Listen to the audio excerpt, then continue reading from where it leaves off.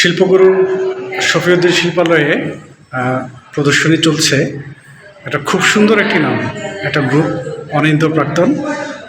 অনিন্দ্য প্রাক্তন এটা একটা বিশেষত্ব আছে আমার কাছে মনে হচ্ছে। প্রদর্শনীটাতে এসে যেটা আমার কাছে মনে হলো যে আমরা অনেক এক্সিবিশন দেখছি যেটা হচ্ছে বিভিন্ন মিডিয়ার কাজ থাকে, কিন্তু এই অনিন্দ্য প্রাক্তনে যেটা আমরা দেখতে পেলাম সম্পূর্ণ প্রিন্ট মেকিং মিডিয়া।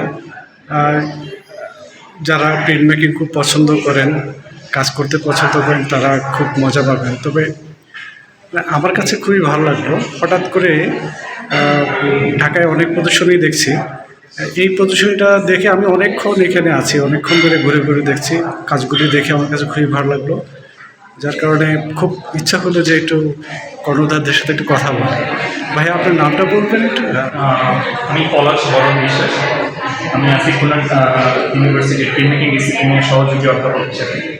তো আমি এই এক্সিবিশনের কনভেনারিসের হিসেবে আছি। মূলত আমার স্টুডেন্টরা যারা আসলে গ্রাজুয়েশন কমপ্লিট করেছে, ওদেরই আসলে একটা উদ্যোগ। তো তাদের যে কাজগুলো আছে সেই কাজগুলো নিয়ে আসলে এই এক্সিবিশনটা করা।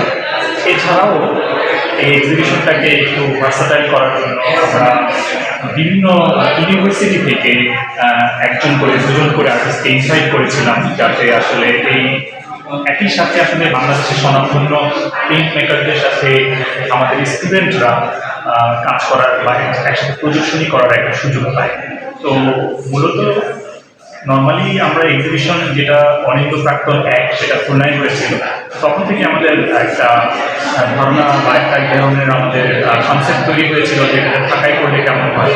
কারণ যে এক্সিবিশনটা আমরা আসলে একদম পেরিফেরি থেকে করছি, সেটা যদি সেন্টারে এসে করি তার অডিয়েন্সটা চেঞ্জ হয়ে যাবে। আমাদের জন্য অডিয়েন্সের এই মতামতগুলো আসলে জরুরি ছিল, যে আসলে কী হচ্ছে, আমরা ঠিকঠাক করছি কিনা, এক ধরনের কনফিডেন্স গ্রো করা,